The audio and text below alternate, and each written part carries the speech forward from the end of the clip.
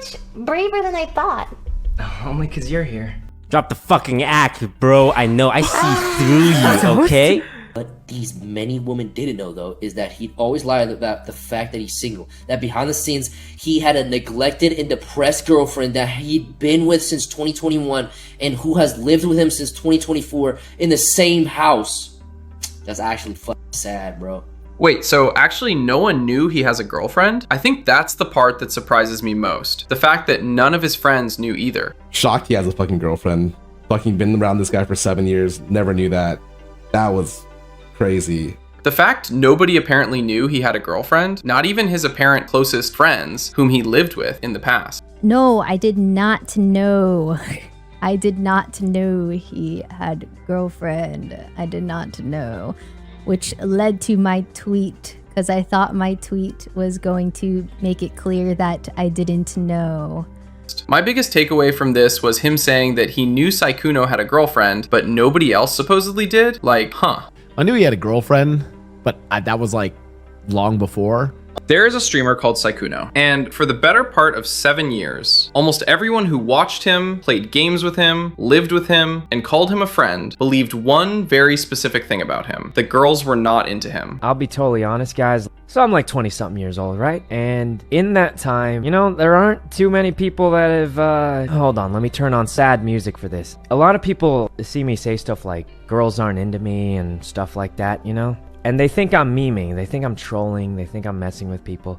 But the fact is, guys, for most of my life, I haven't really had many friends and people really haven't been into me. That he was this sweet, soft-spoken, socially awkward guy who could not get a date to save his life. He would blush on stream. He would cover his mouth when he laughed. He would play sad music and act devastated whenever someone teased him about being forever alone. And his fans ate it up completely. Millions of people genuinely believed this man, who is 34 years old, was just a harmless little anime boy who had never been loved by a woman in his life. And then everything collapsed, because it turned out Sykkuno had a girlfriend, a real one, a woman he had been living with under the same roof since 2021, a woman he had built a private life with, completely separate from everything his friends and his fans thought they knew about. And the part that sent the entire internet into a spiral was not even the cheating, which we will get to. The part that stopped everyone dead in their tracks was something much simpler. Nobody knew. Not his fans, which is understandable, but not his friends either. Not the people who had known him for 7 years. Not the people he had literally lived with at different points. Not a single person in his inner circle had any idea this woman existed. And that is the part of this story that nobody is really talking about the way they should be. So let us talk about it. Sykkuno rose to mainstream fame during the Among Us era. If you were on the internet between 2020 and 2021, you know exactly what that looked like. Massive lobbies, huge streamers all in one game, and Sykkuno right in the middle of it, playing this character of the gentle, innocent, clueless boy who everyone wanted to protect. He was not loud. He was not aggressive. He spoke softly. He laughed at everything. He had this running bit where girls simply did not like him, where he was broke, where he was just a simple man trying to get by. And it worked. It worked extraordinarily well. His community, which called themselves Sprouts, were fiercely loyal. The moment anyone said anything negative about Sykkuno, they would descend immediately. Toast, one of his closest friends, has openly said that he was regularly on the receiving end of Sykkuno's fan base attacking him, simply for treating Sykkuno like the grown adult he was. What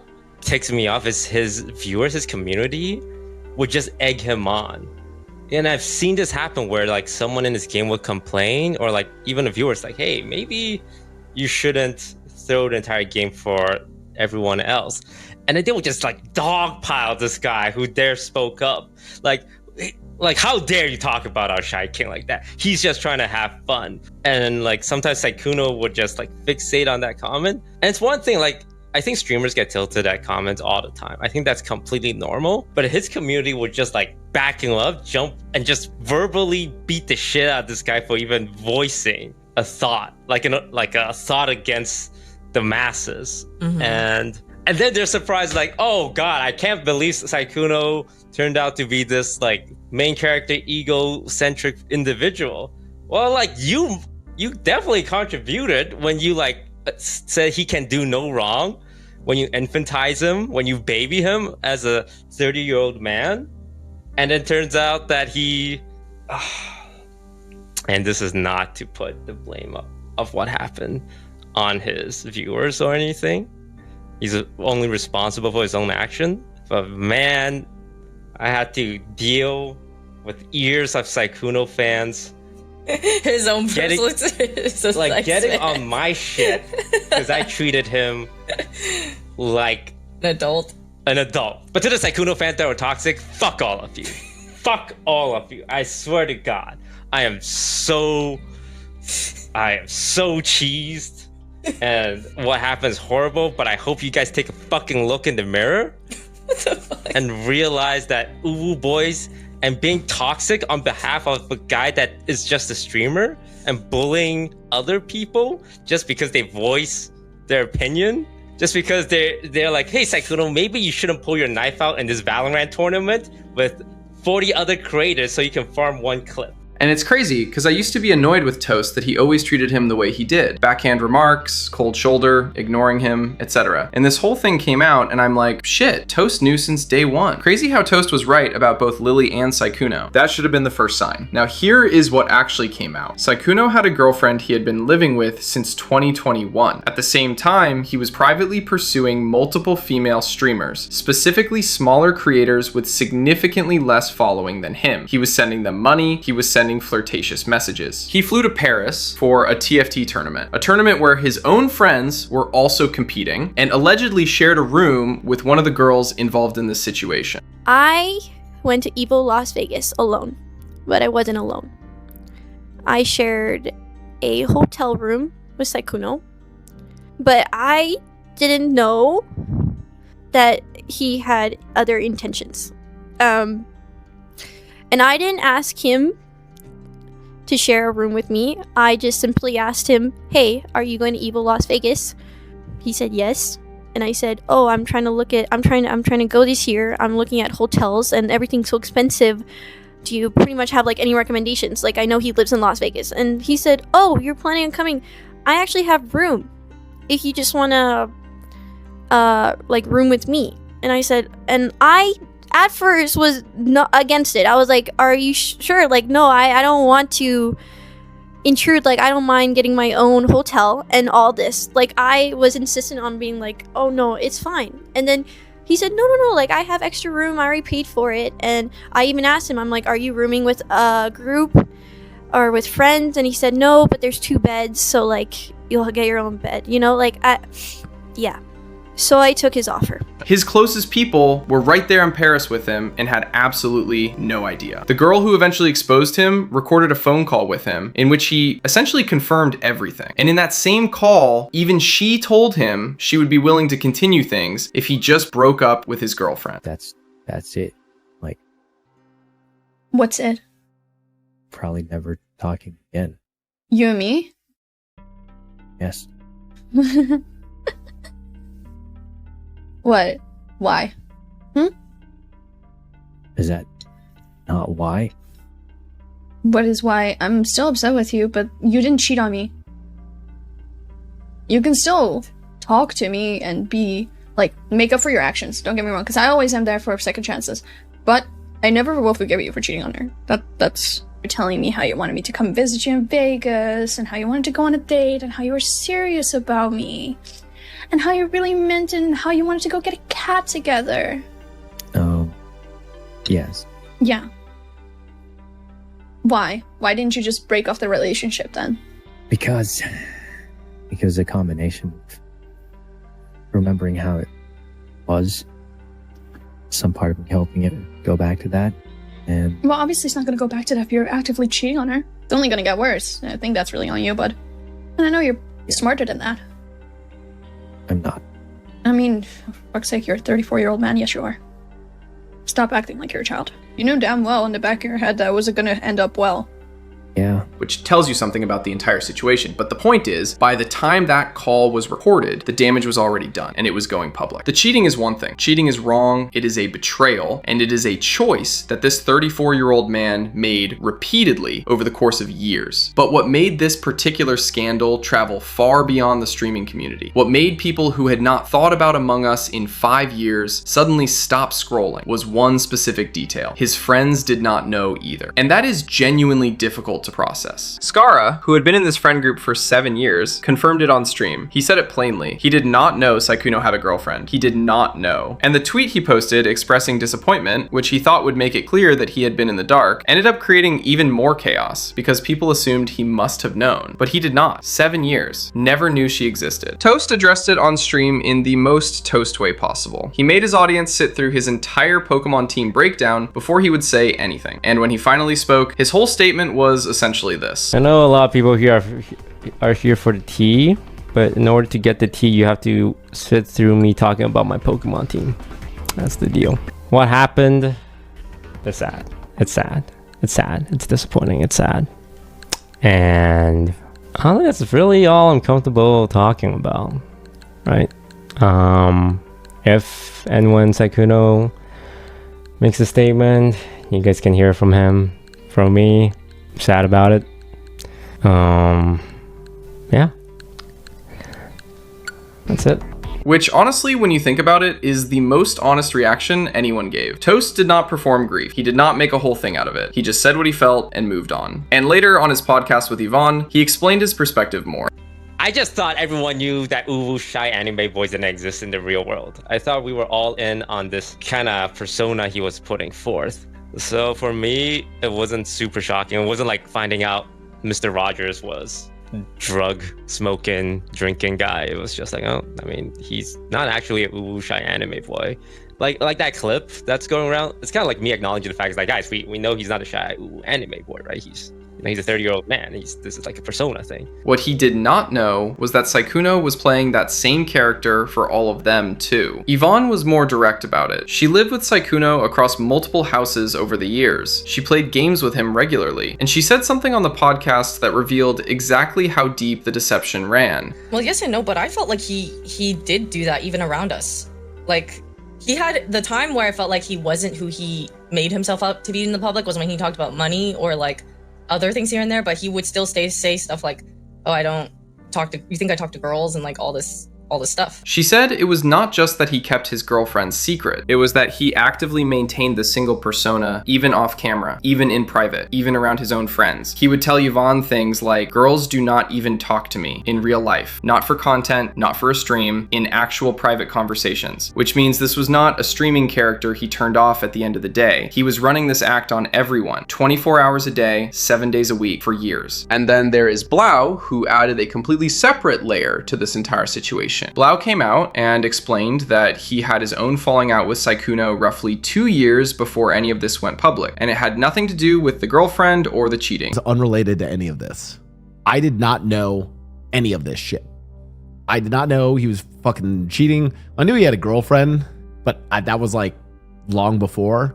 And I knew about some other cheating thing, but that was long before. But I didn't know about any of this shit. And so this is why it's a little weird for me. He did some fucked up shit to me a couple of years, like actually fucked up shit to me. And I did not fuck with him. Just like we went from like streaming games almost all the time to like, it was very obvious to people that I didn't fuck with him. Sykkuno had deliberately sabotaged a Clean Boys merch drop that Blau was part of. He went on stream on the day the merch launched and publicly criticized it, comparing it unfavorably to his own merch. At the time, people thought it was strange, but brushed it off. But Blau later confronted Sykkuno about it privately, and Sykkuno admitted it directly. He said he wanted to hurt him. Those were his words. He wanted to hurt him. The merch stuff, it wasn't that he like compared the Clean Boys merch to his own merch or tried to like sabotage it. It didn't matter that he did that. It was why he did it. It wasn't to promote his own merch. He did it because he wanted to intentionally harm me, which is fucking psychotic. And that's why we had beef. And OTV was also involved in that merch, meaning Sykkuno's deliberate sabotage rippled out and affected multiple people who had done nothing to him. Blau stayed quiet about it for 2 years because he said it was not safe to speak until now. Guys, I've had to fucking be quiet about shit that he did for me for like 2 fucking years, okay? But I just never really talked about it. And I do think when he apologized to me, I think it was pretty genuine. And the fact that he felt it was not safe to speak tells you everything about the kind of environment that existed around Sykkuno. Now, Blau also mentioned something that briefly confused people. He said he knew Sykkuno had a girlfriend, but clarified immediately that this was from old information, from old Reddit posts about a past relationship, not the current one. He did not know about the woman Sykkuno had been living with since 2021. Nobody did. I knew he had a girlfriend, but that was like long before.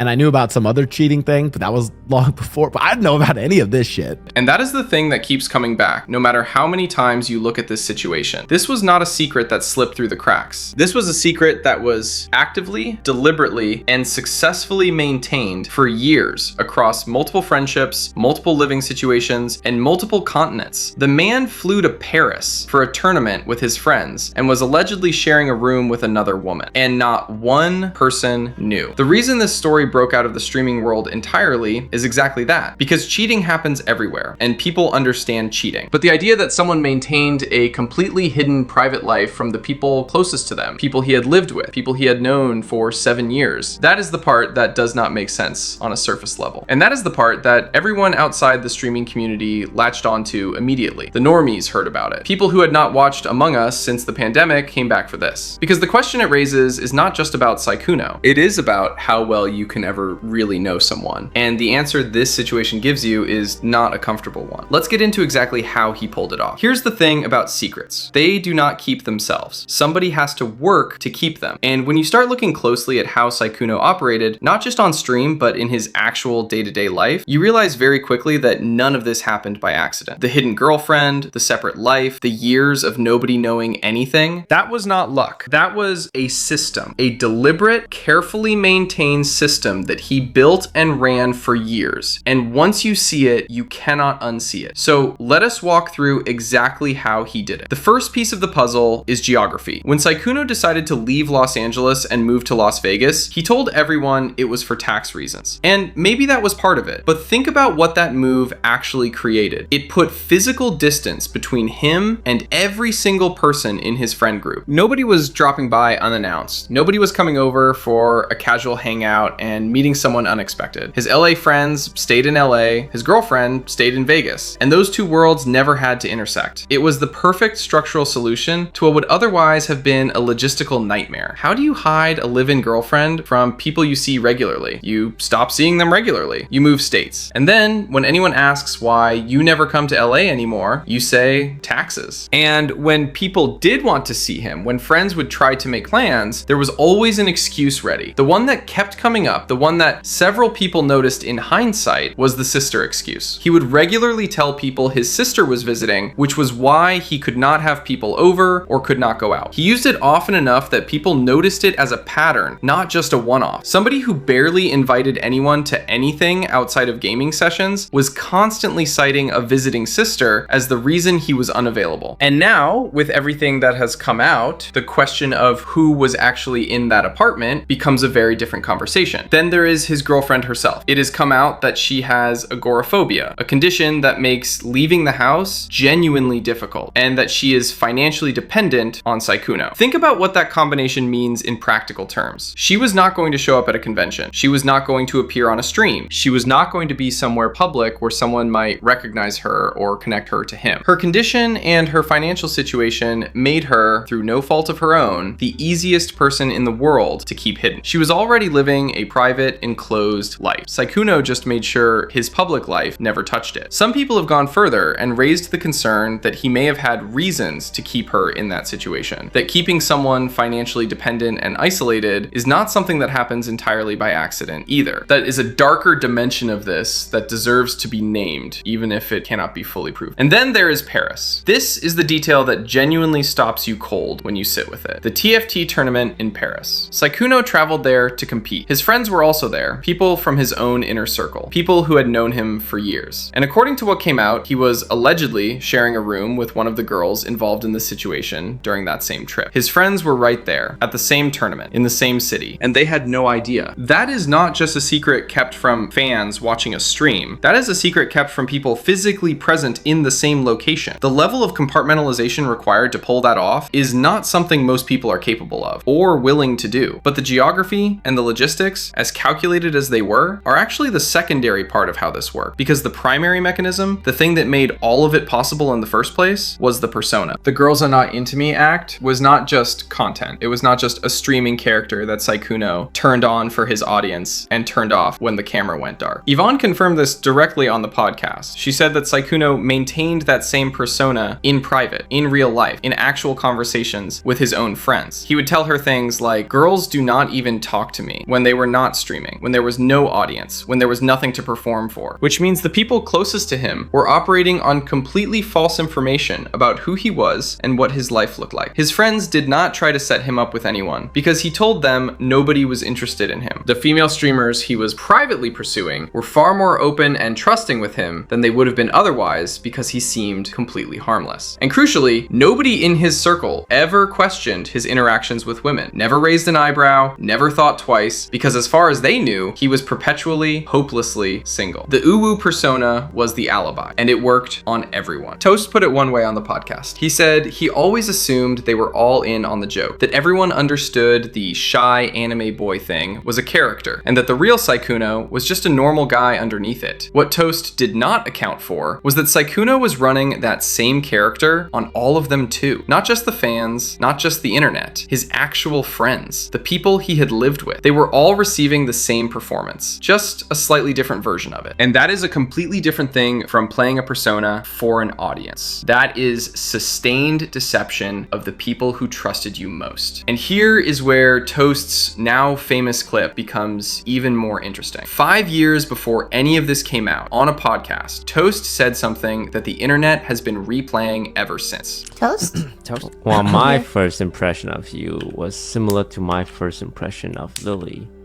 It's like, drop the fucking act, bro. I know, I see through you, okay? Well, what do you think now? Oh. And then you realize he's just like this 24/7. And then he followed it immediately with, No, he's just really good at keeping it up. But one day he's gonna slip. Toast did not know about a girlfriend. He did not know about the cheating, but he saw something underneath the surface that he could not fully name. He sensed that the character and the person were two completely different things, and that at some point they would stop being able to coexist. And he was right. It just took 5 more years. What makes that clip land even harder is what Toast also said about the fan base. That whenever anyone pushed back on the Sykkuno persona, whenever anyone treated him like the 34-year-old man he actually was, the fans would come immediately. Toast spent years being attacked by Sykkuno's community, simply for not participating in the infantilization of a fully grown adult. And Sykkuno let it happen. He would see someone in chat say something even mildly critical, fixate on it, and his fans would take care of the rest. He never had to say anything directly. The machine ran itself. And the machine was built during the GTA roleplay era. Both Toast and Yvonne identified this as the turning point, independently of each other, which makes it more credible, not less. Before GTA RP, Sykkuno was content being a supporting character. He understood the dynamic. He played into it. He made himself useful and likable without demanding the center of attention. But something shifted during GTA RP, specifically during the period when he was playing the character Yuno in No Pixel. He got surrounded by smaller streamers who would agree with everything he said. His own viewers were reinforcing the idea that he could do no wrong, and the ego that had been carefully kept beneath the surface started coming through. Yvonne described it from the inside. She said that playing games with him started to feel like everything revolved around what he wanted to do for his stream. He would intentionally int in League of Legends, throw games deliberately, and when teammates got frustrated, his fan base would destroy them for daring to say anything. She said it was not just annoying, it was purposeful. He knew exactly what he was doing. He would say things like, what if I just press this and go in, and then do it over and over again, ruining the game for everyone else while creating content for himself. And when someone finally spoke up about it, whether a teammate or a viewer, the response from his community was immediate and overwhelming. How dare you criticize the shy king? The merch situation with Blau was the clearest window into what was actually underneath all of it. Blau was part of a Clean Boys merch drop, and OTV was also involved in that same project. Sykkuno went on stream on the day it launched and publicly criticized it, comparing it to his own merch, questioning the design, questioning why there were Japanese characters on a hoodie from a group with no connection to Japan. At the time, it seemed odd. In hindsight, it was calculated sabotage. When Blau confronted him privately and asked directly why he did it, Sykkuno did not deflect. He did not make excuses. He said he wanted to hurt him. Plainly, without much elaboration. He wanted to hurt him. Blau described it as psychotic. He did it because he wanted to intentionally harm me, which is fucking psychotic. Why did he try to fuck you over with the merch stuff? On my life, I still don't know. I genuinely do not know. How do you know it was intentional? Because he admitted that to me when I was like, yo, why the fuck did you do that? He said, I wanted to hurt you. And I was like, oh, that's fucking psychotic. And he is not wrong, because that level of deliberate cruelty, combined with the public face of this sweet, harmless boy, is not something that develops overnight. That is a pattern. Blau stayed quiet for 2 years. He said it only became safe to talk about once the scandal broke. And that framing, the idea that speaking about being wronged by Sykkuno was not safe before now, says a great deal about the atmosphere that existed around him. His fan base was a shield. Anyone who came forward with something negative about Sykkuno would be buried instantly. And Sykkuno knew that. He had spent years cultivating exactly that kind of community, one that would protect him from any scrutiny without him ever having to ask. His apology, when it finally came, confirmed everything Yvonne and others suspected about whether any of this remorse was real. He described years of repeated cheating as an accident. He said he would do his best not to cheat again. His girlfriend released a statement that was longer and more emotionally substantive than anything he wrote. And Yvonne pointed out on the podcast that even after the apology, he was still in contact with the girls he had pursued while supposedly trying to repair things with his girlfriend, which is either a staggering lack of self-awareness or a very deliberate choice. And given everything else we now know about how deliberately he operated, it is probably not the former. So here is where this lands. The cheating is bad. Cheating on someone who is financially dependent on you, who has agoraphobia, who cannot simply leave, is particularly bad. Pursuing younger, smaller female streamers while using a platform and a persona specifically designed to make them feel safe around you is predatory behavior, regardless of what word you want to use for it. But the part of this story that will stay with people long after the initial noise dies down is simpler than any of that. This man looked his closest friends in the eye, people he had lived with, traveled with, played thousands of hours of games with, and lied to them every single day for 7 years. Not just the fans, not just the internet, the people who trusted him most. And the only reason any of it came out is because one girl decided she was not going to stay quiet. If she had made a different choice, Sykkuno would still be on stream right now, covering his mouth when he laughed, telling everyone that girls just were not really into him. That ends that.